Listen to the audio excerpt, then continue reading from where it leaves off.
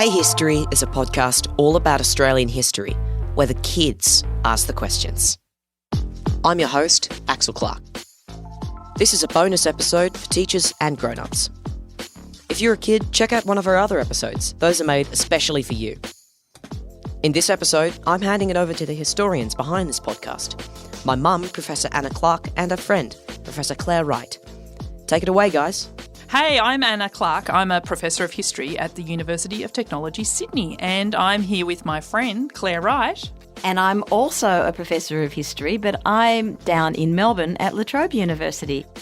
So this bonus episode asks, how do you teach and talk about Australian history with kids? Clare and I talk about how kids can work with different perspectives on historical events and how history is made up of many stories. You'll hear why a big part of talking about history is actually asking questions. In the classroom, how can you encourage kids who are interested in history but might not get the facts straight? And what's one crucial thing to get across to kids about history? Hey, history! Let's go. I had been thinking about this podcast for a long time and wanting to produce something for primary teachers. You know, you might not have training in Australian history, you might not be an expert in Australian history, and your kids might not have studied it before. But by pressing play on this podcast, it could begin a conversation about Australian history. So we went into quite a few classrooms to record this podcast. What did you notice in particular about some of those classroom visits? What struck you? I suppose the thing that struck me the most, struck and delighted me, was how passionately engaged the kids were when we sat them down and started asking them about what they knew about history, what they found interesting about history, or what they would want to ask people of the past. These kids were just so there. And their eyes lit up, they were curious, they already had ideas. And I suppose the thing that underlied that was seeing what a deep sense of morality the kids invested in their historical understanding, a really strong sense of wrong and right.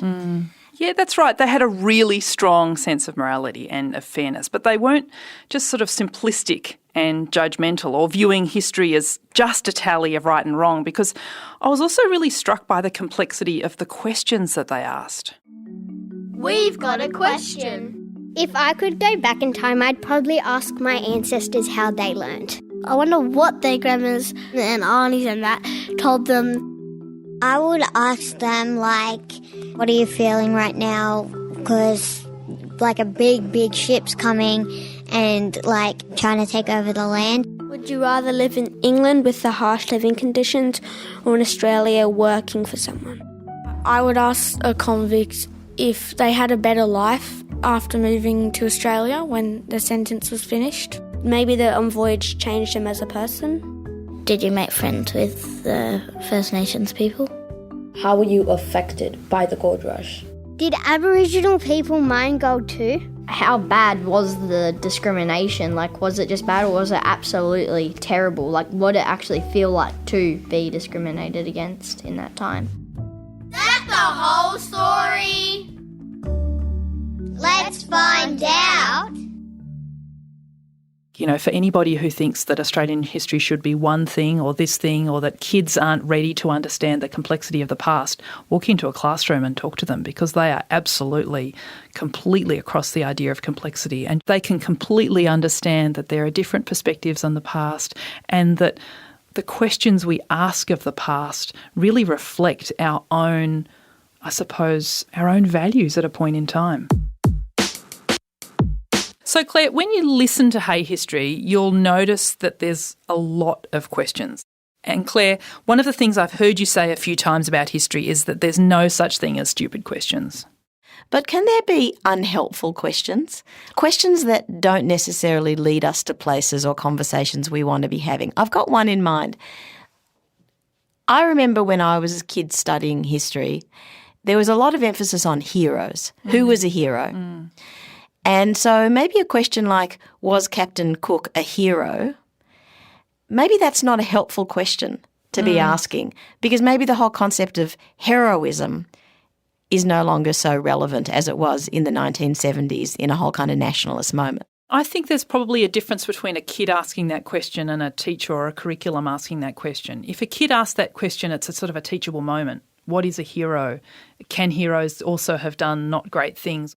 But from a curriculum point of view, making those kind of binaries and those choices isn't really what history is about at all. That's why in this series we're thinking about, there's more than one side to the story, that history is complex, that there are multiple perspectives, that history should be an inclusive narrative which incorporate different points of view. And so by sort of closing off those questions into black and white or good and bad. Who were the good guys and who were the bad guys, but really were they even guys? Yeah, and also, who is good and who is bad changes over time. Because history is about interpretation, what we gauge to be moral and immoral changes over time, and that's a really important part of how we understand who we are and how we understand people from the past.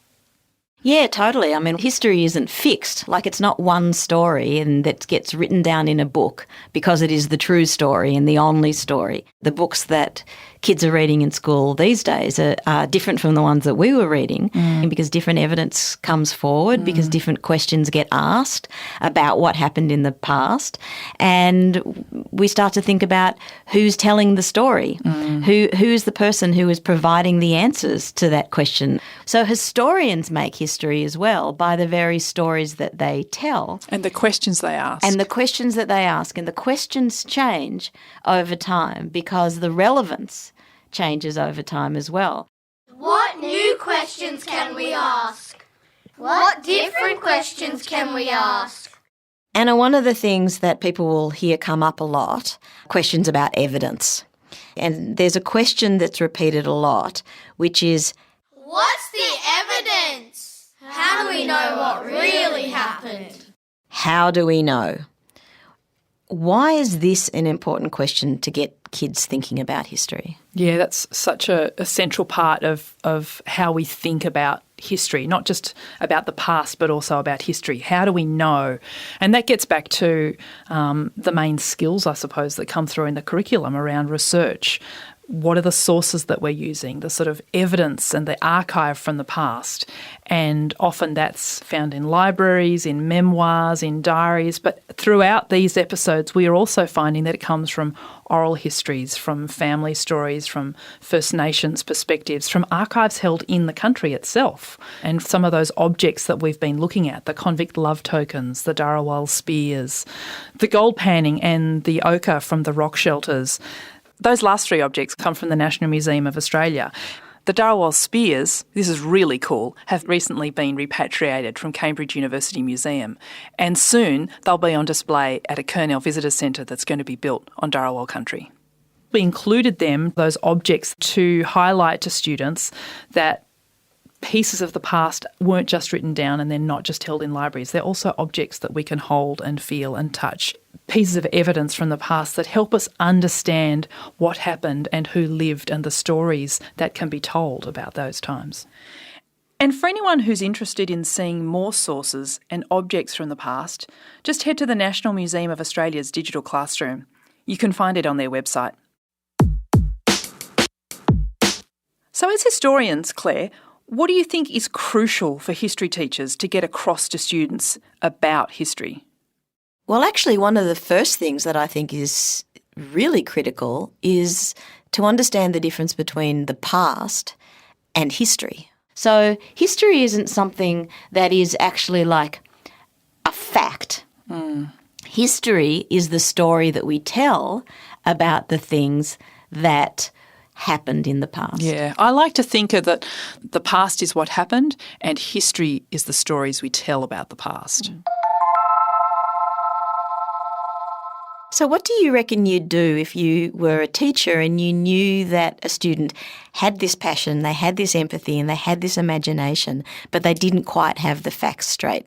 And so not everything they said was technically, factually accurate or correct, and yet they'd kind of gotten the story right anyway. Yeah, it was like a student talking about Cook's voyage to Australia in 1770 and saying, Cook and the Endeavour brought convicts, when we know that convicts first came in 1788 with the First Fleet. What do you reckon you do in that situation? I actually learnt something from this lovely group of kids who, when they heard another student talking, they wouldn't correct, they would add on. They would say, well, if I could just add to what so-and-so said. And I thought it was such a gracious way of adding to the story.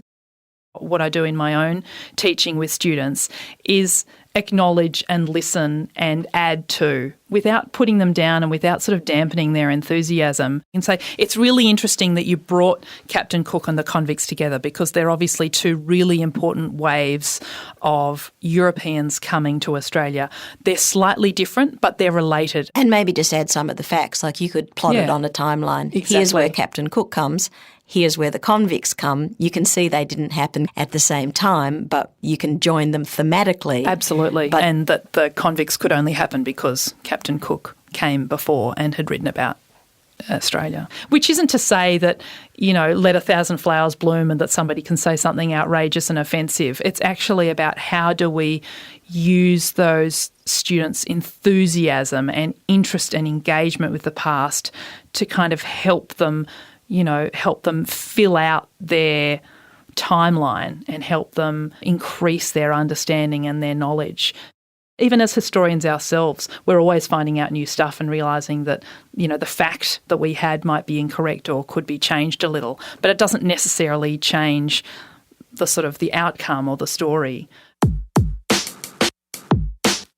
Probably one of the main obstacles for teachers and parents in talking about history is being really afraid of saying the wrong thing. Yeah. Feeling like you might not be up to date in your knowledge or using the wrong words or the wrong language in particular to express ideas. What do you think people should do in this case? What would be your advice for teachers or parents? That's such an ongoing issue I hear from teachers is they're so aware of the need to include Aboriginal and Torres Strait Islander histories in their teaching, but afraid that they might not have the authority to do so. And yet if you left it alone, perhaps, and you perpetuate this kind of silencing and this absence, which has certainly characterised my early education in history, which is so much worse. So basically saying just don't put it in the too hard basket. Yeah, absolutely. It's in the curriculum for a reason. We have to go there because if we don't, Australian history will be so much poorer.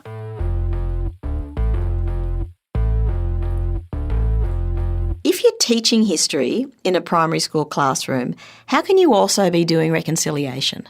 Yeah, that's a great question. I mean, for a long time, Aboriginal and Torres Strait Islander people weren't really visible in Australian history and certainly not in the history curriculum, with perhaps the exception of being examples of some sort of, Stone Age people. And we've moved a long way away from that in recent decades.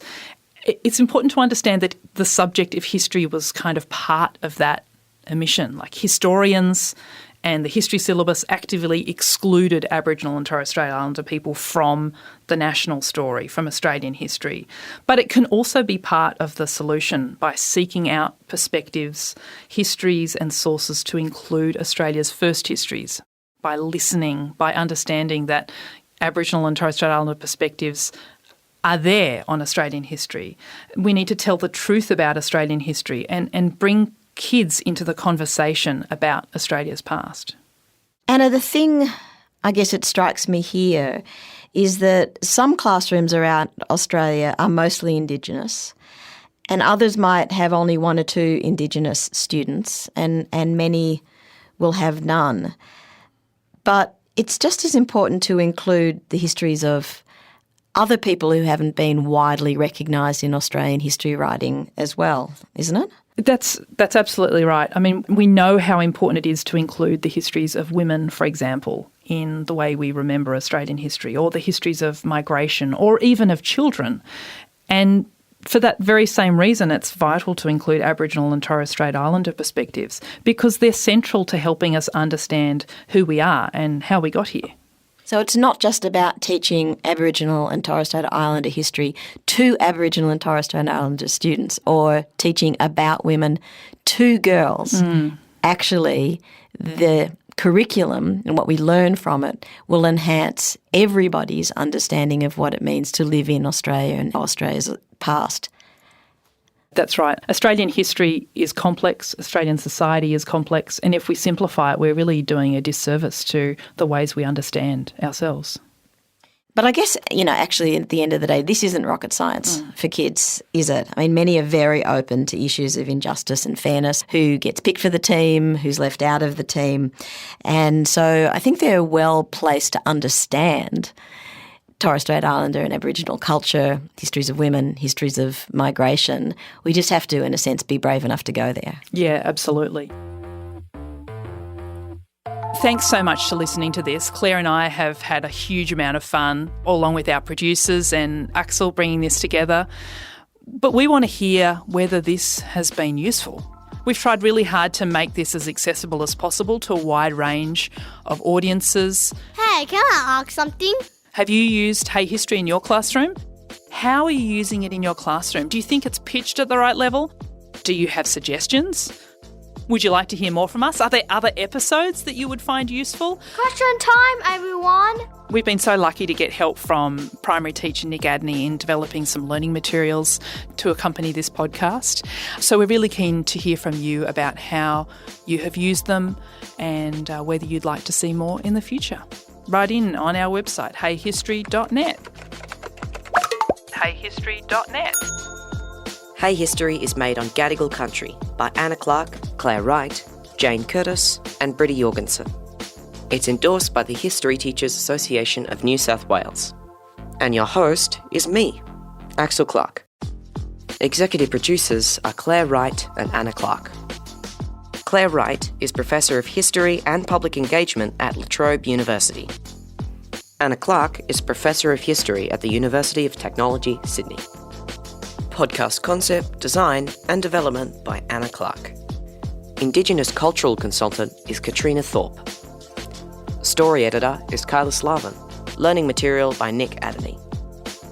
Thanks to all the students whose voices you hear in this episode, and their schools and teachers. Princess Street Primary School in Sandy Bay, Marrickville West Primary School, Westbourne Grammar School, Pres Hill Primary School, La Perouse Primary School, and Urukala Bilingual School. Hey History is produced by the Australian Centre for Public History and Impact Studios at the University of Technology, Sydney. Impact Studios' executive producer is Sarah Gilbert. Hey History!